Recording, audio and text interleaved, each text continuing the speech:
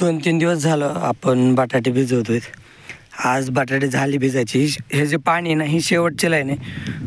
इकडच्या सगळ्या लाईनी भिजल्यात, इकडच्या पण 2-4 लाईनी भिजल्यात. ही शेवटची लाईन आहे भिजायची. आता बोर बंद करायचं पाणी. आता ही एक 15-20 मिनटं लागतील कडीला जायला.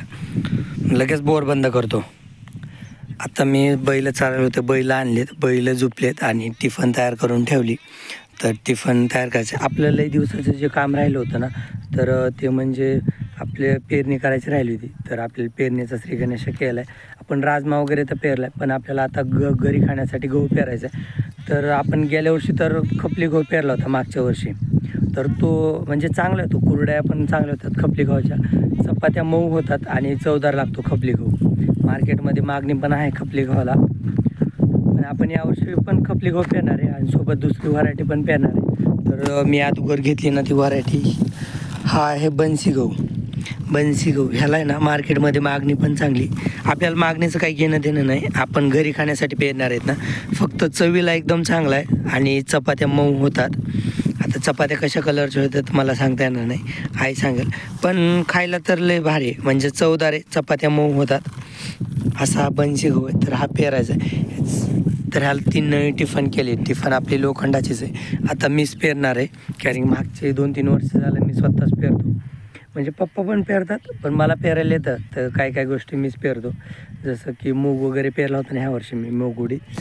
तर आता मागच्या वर्षी जो आपण गहू पेरला ना, तर तो खपली गहू होता. तर तो पण पेरायचा आहे. ज्यावेळेस बियाणं संपन्न ना बन्सी गव्हाचं, तर मग तिथून पुढे आपल्याला खपली गहू पेरायचं आहे. खपली गव्हाचं काय आहे, तर त्याच्यावरती थोडं कवर असतं. तर असं खपली गहू आहे. तर चला आता पेरायला चालू करतो. आपलं लय दिवसाचं राहिलेलं काम आहे, रब्बीची पेरणीच राहिली आणखीन. पण उशीर झाला तरी हरकत नाही. आणखीन 15-20 दिवस जरी उशीर झाला ना पेरायला, तरी काय अडचण नाही. म्हणजे थंडी आहे तोपर्यंत कधी पण जमतं गहू. तर आपल्याला तरी थोडा उशीर झाला 15-20 दिवस, पण तरी काय अडचण नाही. आता मी पेरायला चालू करतो. आपल्याला मोसंबी शेतात पेरायचं आहे. जिथं बैल उभे आहेत ना, तर तिकडून लेफ्ट साईडला आपल्याला जनावरांसाठी मेथी घास करायचं आहे. मेथी घास म्हणजे त्याला लसूण घास पण म्हणतात. मेथीसारखे पानं असतात त्याचे, आणि हाईट त्याची लईतले 2 फूट होते, 2-2.5 फूट जास्तीत जास्त. असा मेथी घास पेरायचा आहे. आणि बैल जिकडं उभा आहेत ना, बैलापासून राईट साईडला आपल्याला गहू पेरायचा आहे. इथं हरणाला सकाळी चरायला बांधलं होतं, तर तो चरतो. मग आता जमिनीत तर ओल नाही, पण आपल्याला गहू पेरल्यानंतर ह्या जमिनीत पाणी सोडायचं आहे. म्हणजे ओल असेल खाली असेल, पण सध्याला तर गहू पेरल्यावर आपल्याला ह्या जमिनीत पाणी सोडायचं आहे. मी एकदा उभी आणि आडवी पाळी घालून घेईन म्हणलं होतं आवथानून, पण ते पॉसिबल नाही झालं. मध्ये 2 दिवस बैल रिकामे होते, पण तरी पण मी जरा कंटाळ केला. तर आता घेतो पेरून.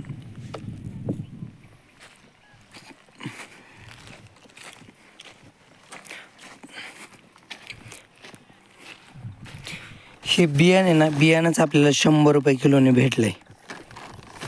हे घरगुती बियाणं आहे, पण आज तो थोडा महाग आहे गहू. आता पेरायचं तर झालं आहे, म्हणजे जो बन्सी गहू होता ना, तर तो पेरायचं झाला आहे. रान तर लय कडक आलं होतं, म्हणजे कडक झालं आहे ना. तर टिफन तर काय लय बुडली नाही, पण हरकत नाही, आपल्याला नंतर भिजवायचं आहे ना. तर इथपर्यंत पेरला आहे बन्सी गहू. जे आपलं काळं रान होतं ना अगोदर, तर तिथपर्यंत बन्सी गहू पेरला आहे. नंतर हे जे काड्या दिसतात ना इकडं, तर ह्या काड्यावाल्या रानात टिफन तर काय चलत नाही. रानात टिफन चलत नाही, तर त्याच्यामुळं तर वीस काटायचं आहे. खपली गहू वीस काटून मग आवथानू नंतर पाणी सोडू. आणि हे पण रान लय कडक होतं, ह्याला बी पाणी सोडायचं. तर झालं थोडंसं बियाणं उरलं आहे बन्सी गव्हाचं, एवढं बियाणं उरलं आहे. तर हे जिथं मोसंब्याच्या 2 लाईनच्या मध्ये थोडं पेरता आलं नाही ना सरळ लाईननी, तर तिथं थोडं वीस काटून देतो उरलेलं बियाणं. आपला कोटा मस्त स्वच्छ केला आहे सगळा.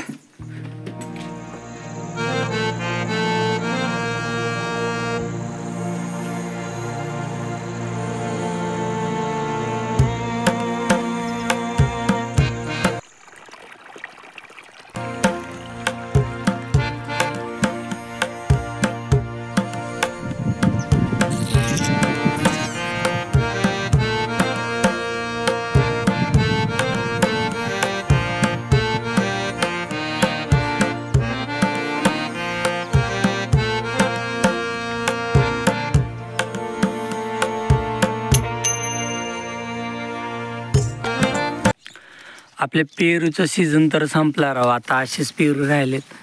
असले एवढे जास्त पिकलेले तर आवडत नाहीत, पण असलेच राहिलेत. इकडं वर म्हणजे आहेत पेरू बऱ्यापैकी, पण पिकलेले सगळे, आणि जास्त पिकलेले मला काय आवडत नाहीत. तिकडं 2 आहेत तर ते बी पिकलेलेत. पण आता आहे तोपर्यंत मग पिकलेलेच खाऊन घेतो, कारण की 75% पिकलेला पेरू लय भारी लागतो चवीला, हा लयच गोड असत. आता सोडायचं ह्या गायांना चरायला. आपले जनावर चालले आता चरायला. मी जुने सोडले आणि पप्पाने नवीन सोडलेत वरून. जुनेले पुढे जातात, नवीन महाग दमाने चालतात. आपण गहू पेरताना बघितलं होता, आता डायरेक्ट उगवल्यावरच बघतो. तर हा गहू आपण जो गेल्या वर्षी पेरला होता तो जोड गहू आहे इकडं, म्हणजे आपल्या नेप्याच्या शेतात इकडं, आणि पलीकडं बनसी गहू आहे. तर हे जोड गहू आहे ना, हा उगवला आहे असा, म्हणजे 4-4 बोटं आहे बारीक बारीक. सध्याला ह्याला सिंगल पानच आहे, पण एक 4 बोटं आहे. आणि हिकडच्या रानात मोसंबीच्या इथं भिजवायला चालू आहे. इथं पण आपण गहू पेरलेलाच आहे. तो पलीकडचा ने विस्कटला आहे, तो हिरवा उगून आला आहे तो, आणि हा पेरलेला आहे अगोदर आपण तो भिजवल्यावरच उगवला आहे. कारण की आता मातीत ओल नाही ना, तर त्याच्यामुळे अगोदर पाणी द्यावं लागतं आहे. आता ह्याला पाणी द्यायचं चालू आहे, मग एक 4-5 दिवसात हे उगवून निघन. इकडं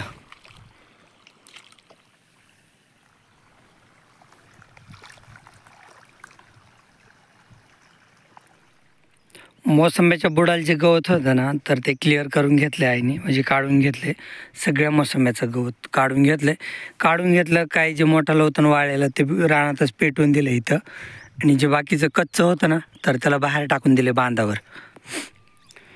इथं चालू आपलं भिजवायचं मोसंब्याचं रान, पलीकड इकडं असं. त्याच्यातलं लक्ष द्यायचं, जिथं जिथं भिजलेलं नाही ना तिथं पाणी लावायचं. एवढं सारखं कंटिन्यू थांबायची गरज नाही, फक्त जिथं भिजलं नाही ना तिथं पाणी लावायचं. आता इकडं पाणी हे मधलं भिजायचं राहतं वाटतं, या 2 लाईनच्या मधलं. कारण की लाईट जायला 1 तास बाकी, 1 तासात तर एवढं भिजायचं होणार नाही. इकडचं झालं भिजायचं, इकडचं पण होईन भिजायचं, पण मधलं भिजायचं राहतेच. आज मला वाटलं होईल, पण आज होत नाही. तर लाईट तर गेली, मधल्या लाईनमध्ये पाणी लावलं ना की बरोबर लाईट गेली. त्याच्यामुळे मधली लाईन भिजायची राहिली, इकडची भिजून झाली, पलीकडची लाईन बी भिजून झाली. फक्त एवढंच भिजायचं राहिले. लाईट आणखी 15 मिनटं राहिली असते ना तरी नसतं झालं, अर्धा तास लागला असता. चला आता जातो घरी. बैल इकडं डाळिंबाच्या फडकात बांधलेत, त्यांना गवत खायला टाकले. त्याला पण गवतच खायला टाकले. त्यांना आधी इथं चरायला बांधलं होतं, त्यांनी चरलेलं गवत खाल्लं त्या एरियातलं. मग परत इथलं बाजूचं गवत कापून टाकले. गवत तर वाळून गेलं आहे, तर पाणी नाही त्याला, बरेच दिवस झालं वाळून गेले. बैलाला जागा पण आहे पलीकडं आणखीन चरायला, पण रोज थोडं थोडं चरायला बांधायचे आणि थोडं थोडं आयतं गवत टाकायचं त्यांना खायला. खातेत आता. मग एवढं खाऊन झालं ना मग घरी घेऊन जायचं. त्यांना सकाळपासून पाणी नाही, थंडीचे दिवस आहेत ना तर त्याच्यामुळे पाणी पित नाहीत ते दुपारी. आता घरी जाताना पाणी पितील. आणि हे गवत तर वाळून गेले, बरेच दिवस झालं पाणी नाही ह्याला. आता भिजू ह्याला, आपलं एक शेत भिजायचं झालं ना तर ह्याला पण पाणी द्यायचं गवताला. आता जनावरांचा टाईम झाला आहे, 5:45 वाजलेत. तर जनावर आलेच आहेत. हे नवेवाले आधी आलेत. हो भाई, आणि पाणी पाजल्यात ना सगळ्याच, ही नाही सगळ्याच. इथं ह्या जेवारीमुळे थांबावं लागतं शेजाऱ्यांच्या.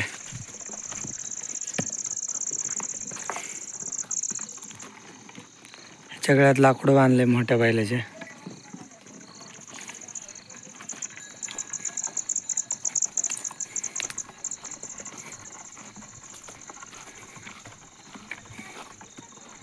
हे आई खालच्या काय बांधतेस का येऊ?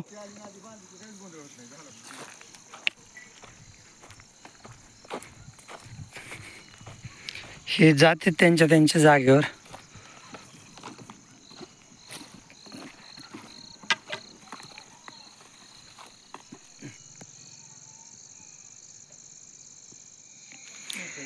आज आम्ही कोणी काय काम केले, तर मी घरापासल्या शेतात ना गहू भिजवला.